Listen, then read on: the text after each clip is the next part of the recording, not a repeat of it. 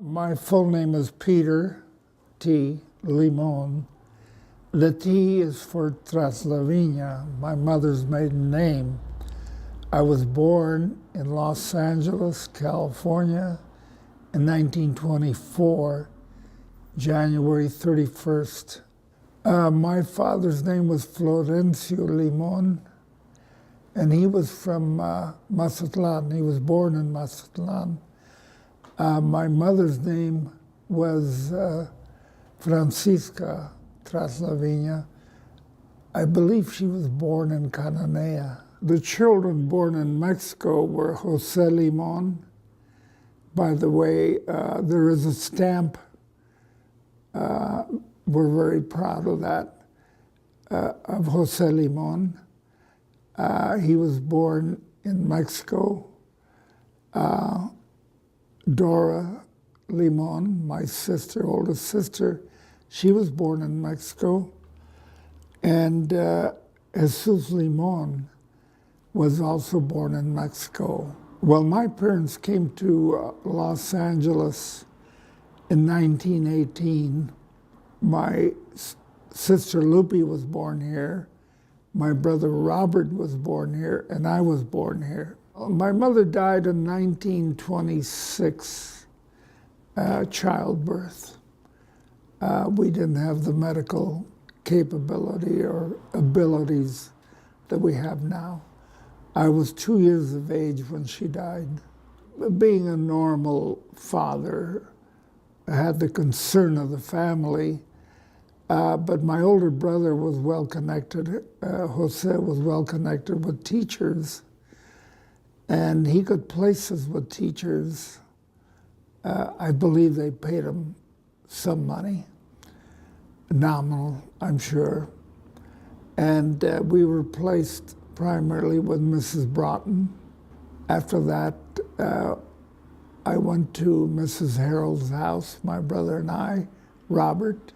Now, all these homes were what we termed Anglo neighborhoods, very nice homes, very impressive to me because we were living in, you might call it a shack in East LA. But at that point, I learned a lot. I was happy to having been affiliated with these people because they gave me an Anglo slant, which I didn't have prior to that. I was raised in East LA in Maravilla. As I grew up, I went to Garfield High School up until 1940. At that point, I enlisted in the Navy because my father had died 2 years before, and I was floating, so to speak. So going into the Navy was a privilege because the budgets were very small at the time, and they didn't just accept you. You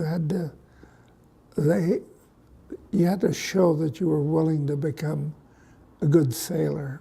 Well, primarily, I went to San Diego, the training facility there in March of 1941. And it was rigorous training, very rigid. This was before the war. Trained to obey orders. There was no deviation. You obeyed orders no matter what. And they used to station you out there, different places to all time, day or night, to guard the bridge, as it were. And you stood 4-hour watch guarding a bridge that I look back on it now, it didn't need guarding, but they were making you do that. And you learn to obey orders, and after that, it becomes a part of you. Well, before the war, I requested aviation radio school because I wanted to fly.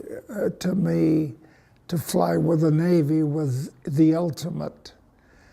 And but the only way I could fly would be to be a radioman or a mechanic, and I was never one to be capable with mechanics, but I knew I could handle radio because, see, radio is musical, and I come with a musical background, and it was easy for me to learn code. And of course, I could type already, 60 words a minute. So the combination of the two things enabled me to go to radio school. And when I graduated in October of 1941 from radio school, we had a choice. We were given a choice: go to Panama, or stay in San Diego, or go to the area in San Francisco, I forget the name of the base, or go to Hawaii. Well, you can imagine, as a kid out of East LA, after all these movies with Bob Hope and Bing Crosby and the beautiful music and the beautiful girls, Hawaii represented something like, here's where I want to go. Beautiful places, beautiful girls, and I want to go to Hawaii. Subsequent to that, I was posted to Hawaii, but we had to do 1 year aboard ship. Even our captain, Hall, he was from Annapolis and he was a fighter pilot, but he had to do 1 year of sea duty. So you couldn't escape that, so they put you on a ship so you could become primarily a sailor. Then they would graduate to flying or submarine school or whatever. Well, I was posted on the USS Swan, an aircraft tender, and our job was to supply PBYs. These are seaplanes. Wherever they go, we would be there so they could sleep and eat on the ship, and we would refuel them and take care of the PBYs.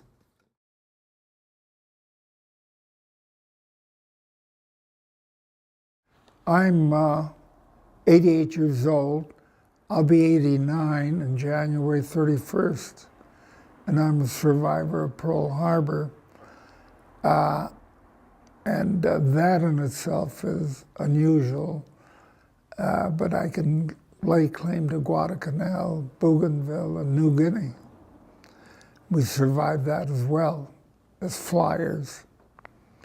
But all in all, Pearl Harbor was, when you read the papers that Pearl Harbor bombed, it was more torpedoed than anything else. That did the damage of torpedoes. The bombs did a number on the Arizona.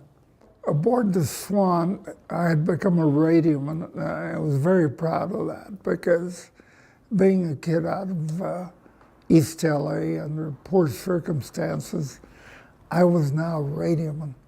And one of these days I was going to fly as a radioman. But on the ship, we had to go in a dry dock because the barnacles can be, like at this point, just about a foot thick. And you have to go, as we call it, over the side and chip away all the barnacles. So we, subsequent to that, we had to go in a dry dock to do that. But meanwhile, between working, we'd go into town all the time. And Honolulu was a great place to be a sailor. Many sights to see. Everybody was always going here, going there. And of course, the girls. The Swan went in a dry dock like 3 or 4 days before December 7th. And, but that didn't mean that you didn't do your duties. I had a radio watch. You were on 4 hours off, 8 hours. That's the way it went, 24 hours a day. And we had three other radiomen and a chief radioman. And the chief didn't stand watch as we did. So Sunday morning, before the attack, I was going on watch. I had the 8 to 12 watch. And Sunday morning was a great time to be in the Navy because they used to make you a breakfast the way you wanted it. Because you were aboard ship on a Sunday, that meant that you were being denied liberty. That doesn't mean you couldn't go ashore later on, but you had to do your duties. And I had the 8 to 12 watch, and I had these great eggs, ham and eggs and whatever. And then apples. See, Hawaii doesn't have apples. And we had these beautiful, these red apples. I forget the name. And so I was happy as all get out. Here I was, a radioman. Soon enough, I'll go flying. And I've got this girlfriend downtown that I'm going to go see. But I got to do the 8 to 12 watch. Now, we're in dry dock, but you're still, every ship has got what they call a harbor circuit. You're always in touch with Commander-in-Chief U.S. Fleet. That's FIVL. And you don't dare not have your radio on. They're liable to tell you something's happening. Well, it was a quarter to 8 in the morning, and I'm munching on this apple, and I'm going to the Radio Shack, which is right below the superstructure, because that's the radio has to have an antenna fully exposed. And that's when I hear these airplanes. Okay, here's the entrance to the harbor.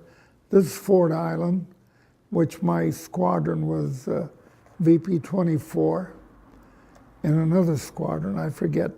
And here the battleships are all tied up, and we're here, I'm right here, and this is a submarine base over here. And the Japanese ships aircraft were flying in very low, right over the submarine channel, and they were started dropping torpedoes right at the battleships. They couldn't miss, because, there's a row of battleships. All I had to do was, and when the first one came by, I heard the roar. It was a glide. And I turned around, and it was Chief Wilkie, chief engineer, and another sailor, I forget. And we looked at this strange gray aircraft, but he had that meatball, what we later on was the Japanese rising sun.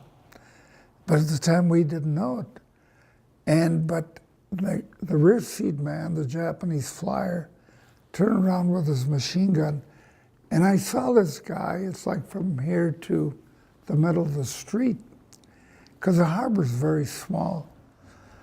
And I thought he looked like an Eskimo, because they had these helmets with fur. And being with the Oriental eyes, I thought, what looks like an Eskimo? And Chief Wilkie, who had 20-some years in the Navy, said, "They're Japs, they're Japs," he hollered.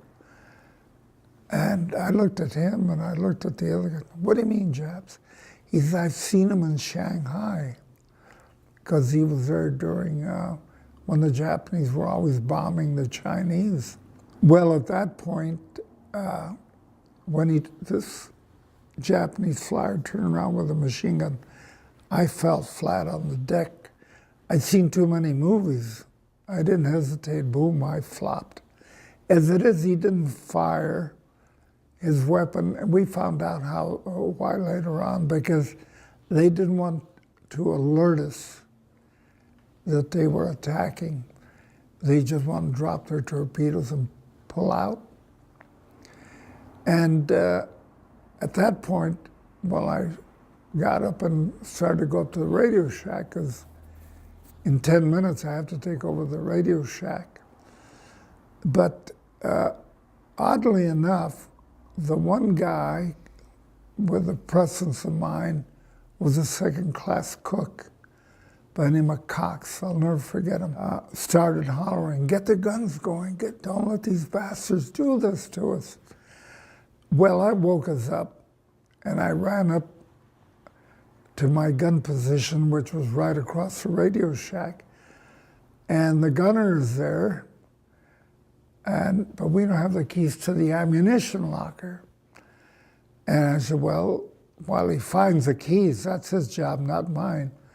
I'm going to go in the radio shack and start my 4-hour shift. And then Cox says, the ammunition locker is open. What somebody did, evidently, they hammered the lock, opened up. They're steel boxes, you know, like a coffin. And we loaded the weapon, and it was a 1917 Lewis machine gun. I mean, really ancient. So I dropped the canister, it's a round canister, into the machine, and this young man, I forget his name, starts to fire the weapon. And he fires 3 rounds like tuck, tuck, tuck, and the thing jammed. And he started to hit it and cry, and he was crying.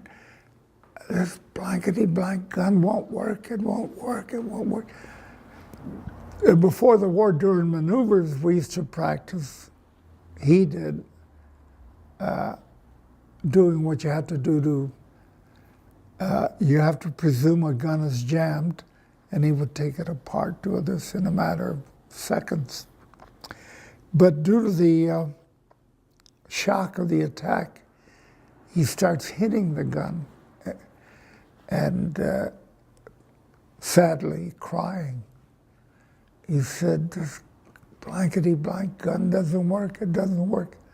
Well, by that time, I'm going to run in the radio shack. I said, if he can't fix it, I'm just a loader, I can't fix it. By that time, Michaels, one of the radiomen that was on watch, he had thrown his headset against the wall, and he said, "Somebody take over this goddamn circuit, because everybody's starting to fire their weapons."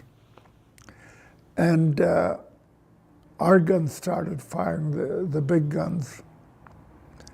And we're in dry dock, and I'm afraid we're going to tip over, because you don't fire your weapons in dry dock. Nobody told me that you're not supposed to do that. It's none of my business. And Michaels can hear the firing of the weapons, and he goes into a panic. And I'm panicked, but I'm quiet. I'm just quietly panicked. So I go in and I take over the circuit, put on the phones, and Commander-in-Chief U.S. Fleet, that's F5L, that's the admiral of the fleet out there. He starts sending out, I'm copying it, 090, that means all ships at sea. This is no drill, this is no drill. Pearl under attack by Japanese naval units. And immediately throughout the whole Pacific, San Diego, San Francisco, every place, the Philippines, you can tell who they are by their call signs. They started to say ZMA, IMI, ZMA, IMI. That means, I don't understand what you're saying, repeat the message. Well, it's like having 100 people talking into the same phone at the same time. And Commander-in-Chief U.S. Fleet, F5L, would say, he had a speed key, he'd go brrrr, meaning get the hell off the circuit. He would say, repeat, this is no drill, this is no drill. And of course, I'm typing away. I know it's no drill. I know we're under attack. But he's telling the rest of the world that we're under attack. At that point, the chief came in and he took over. And what I did is go back to my gun position. By that time, the gun's working and he's firing at the airplanes, but somebody hollered, we need people in the ammunition line. You have to recall this is Sunday, and at least 2/3 of the guys are ashore, especially the head people, they're all ashore.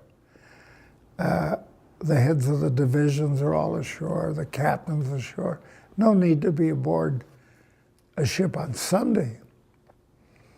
Well, I had to get into the ammunition line, and they hand me shells, and I hand them to the next guy, who hands them to the other guy, who sends them up to the guns. And then pretty soon you'll hear, I heard somebody holler, "Hey, you bunch of assholes, you're sending up the wrong kind of ammunition." Well, now I can laugh, but at the time, I'm not the guy sending the ammunition through the ammunition locker. I'm just grabbing and giving it to the next guy. Turns out that we were sending ship-to-ship ammunition. Even if you hit an airplane, it's going to go right through it. It's not going to explode. It's impact. You got to hit some solid like another ship. Well, it didn't take them long we started setting up the right stuff. Whether we hit a ship, an enemy aircraft or not, I'll never know, because by the time everybody's firing. Being in dry dock, we're up high, and we could look down there at the dock. And next to the dock was the cruiser Helena with the mine layer Ogallala next to it. And I saw a torpedo plane come over and fire his torpedo. And as I found out later on, the torpedo went under the mine layer and hit the cruiser, Ogallala.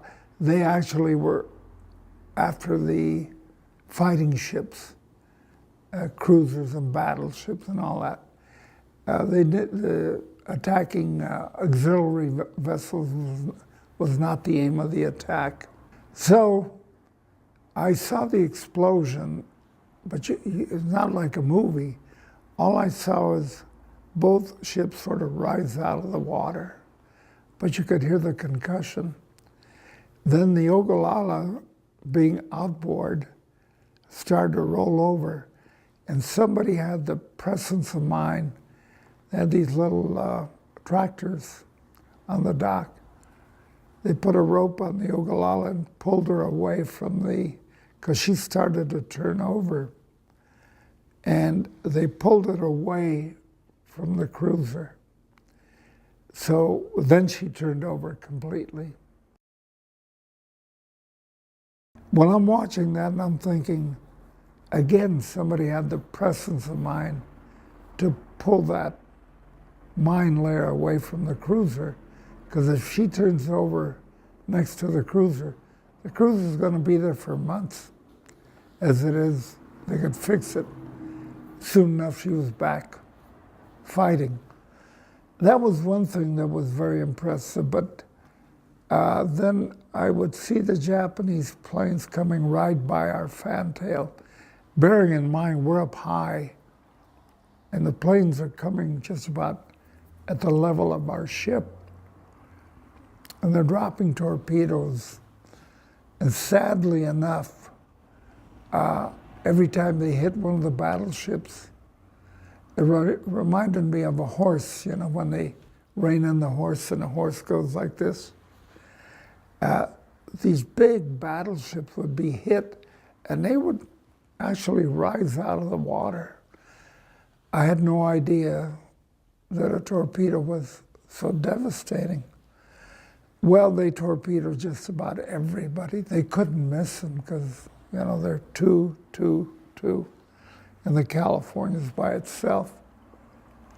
Well, at that point, we're getting ready to get out of dry dock. We're not ready to get out of dry dock. We're just going to get out. Evidently, the captain came back to the ship from Honolulu, and we were out there helping people, getting people out of the water. And back again, I was not one of them, but the deckhands and their whale boats were out there picking people out. And they're taking them on the dock. Well, prior to that, the dock is empty. But soon enough, the dock is being filled with wounded men. And there's only one ambulance that I found out that was available. And they never had two. They didn't need two. The dock was filled with wounded people. And one of the horrible parts of it is that some didn't appear to be wounded, but they had swallowed oil. And we, medically speaking, didn't have the ability to save anybody that swallows oil. And I don't know if they can save you to this day. But you'd see people torn up, without limbs, guys with their clothes just about off, burned off. And I remember looking at the dock and seeing people just writhing, just turning over and over because they're hurting. And I thought, therefore, what do they say? The grace of God go I. But luckily, they didn't want auxiliary vessels. These guys were all from the main battle force. They had jumped into the water after being wounded. They jumped into flaming water. The oil caught fire. And if they did get out, or they did pull them out, they were horribly burned. Then the wounded men without limbs, of course, so many of them were dying because we had no way to know. But I do not know that I could see pickup trucks, cars putting wounded men in there, driving out of the base, taking them to the hospital, Naval Hospital, which is not too far away. Well, that was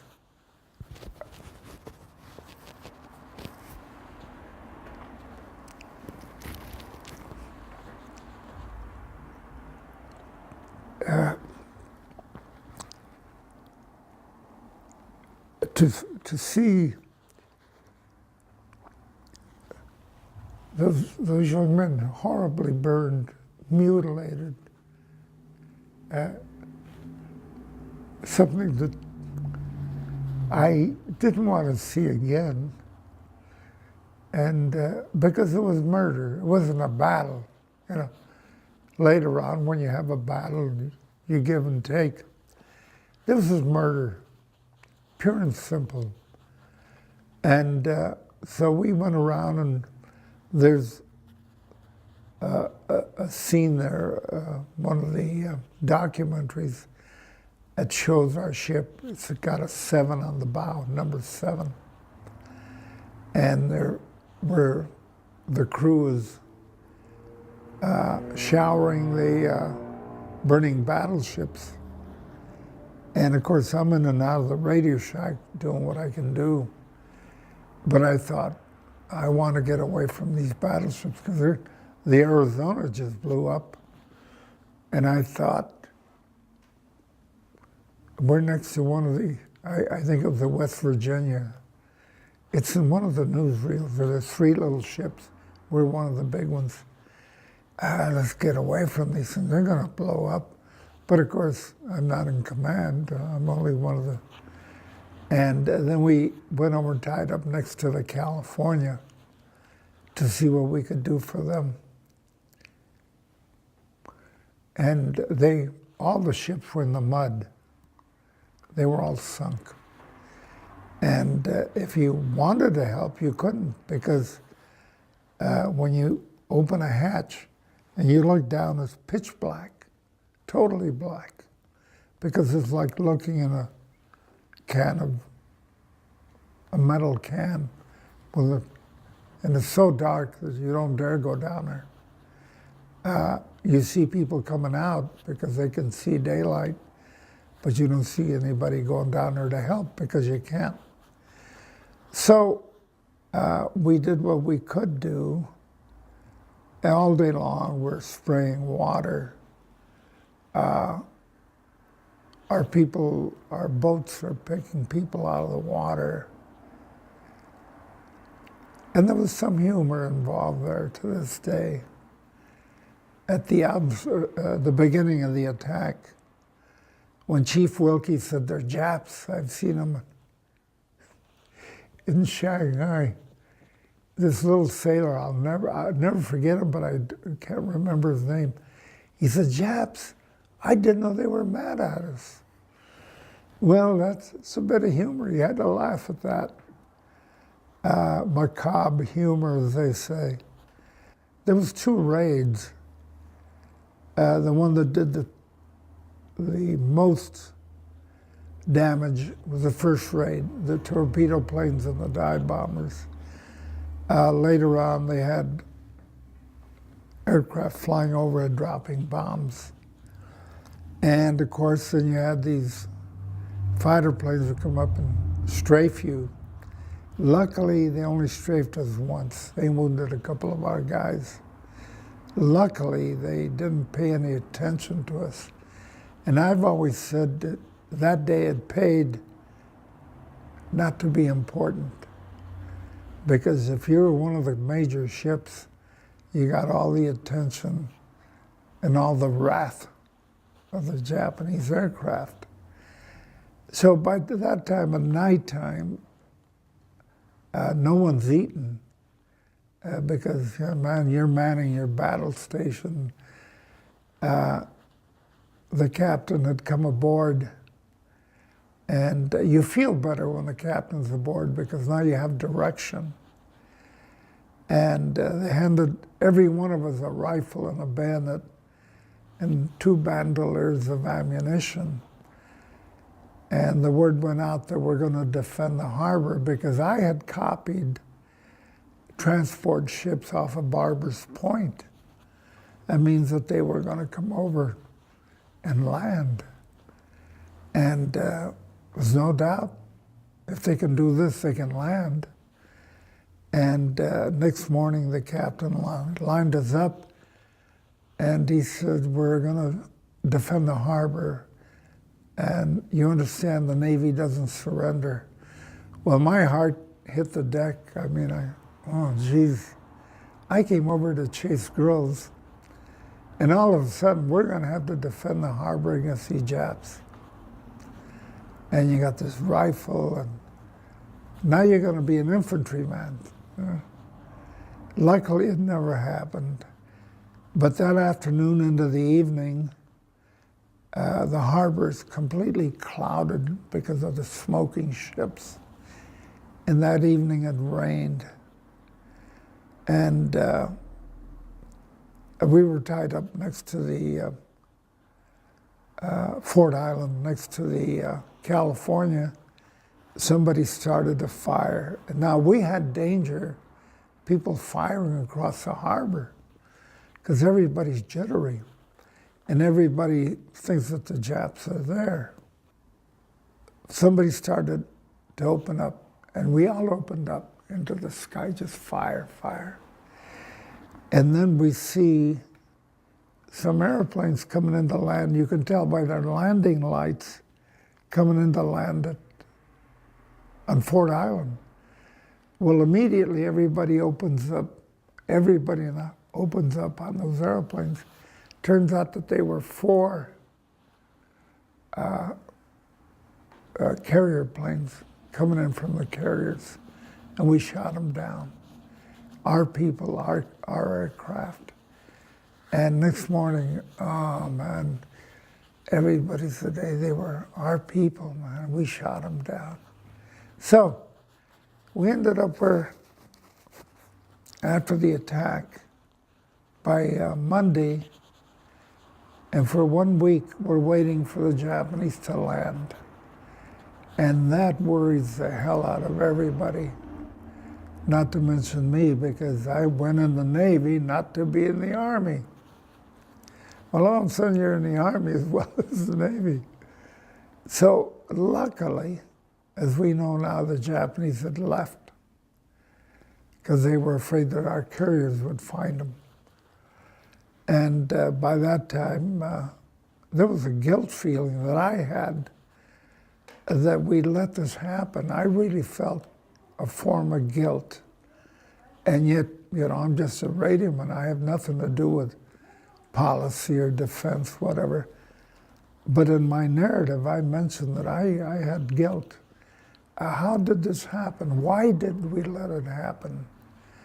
And the feeling that you get now, I can understand when some idiot walks into here lately at school and opens up on children. You can imagine the teachers wondering what this is all about.